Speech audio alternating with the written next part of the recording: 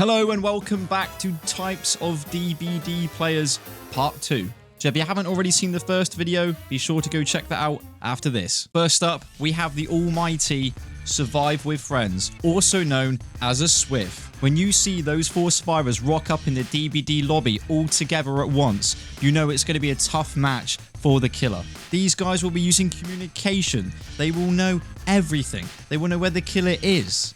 And if there's any killers watching this video, you guys will know that these guys bang out generators quicker than a Dwight with Prove Thyself. And this is exactly what the Survive with Friends group wants. They want to intimidate the killer. It's like they just pulled out the Uno reverse card and that's it, game over. At number 2, we have Bloodlusters. Don't worry, I didn't forget you killers out there. You're in the video, okay? So a Bloodluster is somebody that never, ever breaks the pallet. For some reason, I don't know why, they feel like they have an allergic reaction to touching this plank of wood. I have no idea, but they just never break the thing. And you know that this is a recipe for disaster because there are plenty of pallets on the map. Unless you're playing with like Meg or Dwight or something like that, then yeah. Now don't get me wrong, sometimes bloodlusting is a good idea, but definitely not throughout the entire match. It's almost like the Bloodlust killer looks at the pallet as if he's going to be like, oh, hold on, I could save this for a rainy day. Perhaps we could store this somewhere, honey, in the back of the house somewhere. At number 3, we have Totem Hunters. This survivor loves breaking totems, or sometimes also making them into a boom totem. Either way, I don't know, they've got some sort of fetish for totems. They just love them. I don't know why, but I'm looking at you, Nancy, like, you know, sometimes, and I mean sometimes, it's worth perhaps not spending 18 minutes looking around in all the hotspot areas for where the totems could be. This player will honestly go to sleep at night dreaming about breaking totems.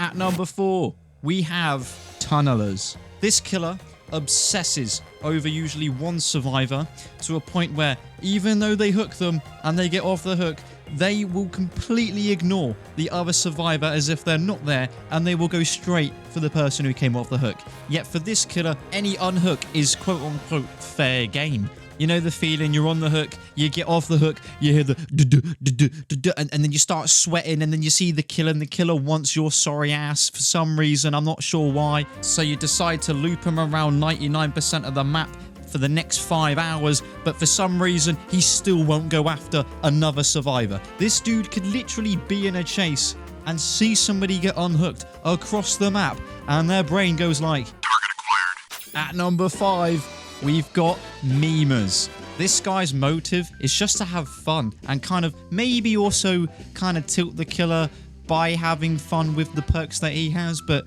you know, at the end of the day, there's only so many head-ons that you can do, you know what I mean? Fun activities that memers like to do are things like throwing pebbles, smashing killers' faces in with head-on, confusing killers with deception. I often think that the memer type player is probably the person back when you was at school who would often try and be the class clown and try and crack jokes to make everybody laugh. They will often be wearing some of the slickest outfits in DBD just to showcase that they are the absolute stallion of the match as well. Coming up at number 6, we've got what I like to call the devil. What is the devil, you might ask? Well, some of the most evil, disgusting builds and playstyles that you've seen. You know, they'll often decimate all survivors on the planet with their exposure build, following up with Maury's, and then in the endgame chat, usually turning to something like silly little survivor mains freaking talking shit on the game.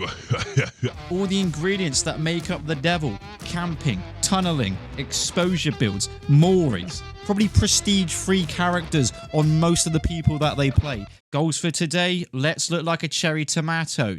Right after that at number 7, we have the Soloists. Now, the Soloists are basically survivors who mainly only care about their survival. I'm calling it, this Meg's gonna drop the pallet. I'm calling it, this Meg's gonna drop the pallet.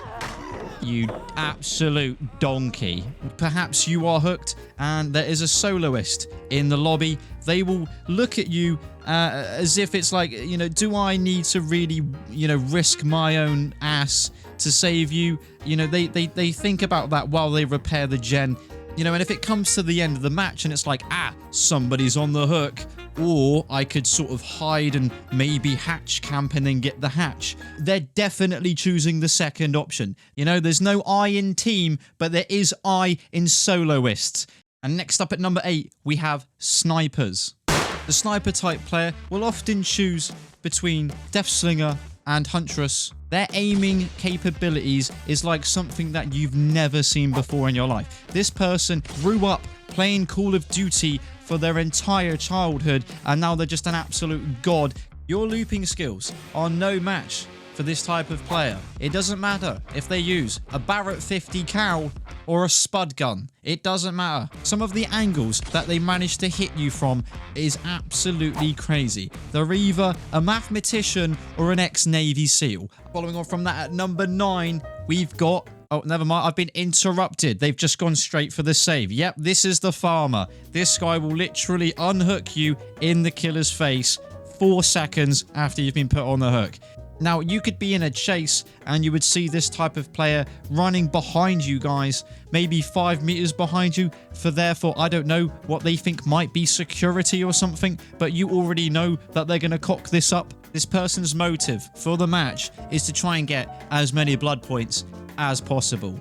Whether or not it's kind of the morally correct way to get the points is another question. They absolutely love getting their money's worth so much that they're the sort of person to rock up at a restaurant and do this. Can I get a refill? Yeah. Awesome. And last but certainly not least, we have Twitch streamers. That's it, you probably see them, TTV in the name. They load into the game and they're completely oblivious to what's happening because they're usually interacting with chat. Hello is hello in German. I was so close!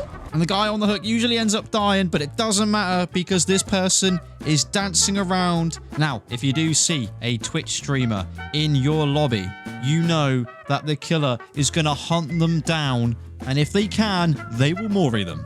Heck, some killers will see a streamer, TTV, Dixienormous or something like that, and then they will dip quicker than Bill when he sees somebody on the hook.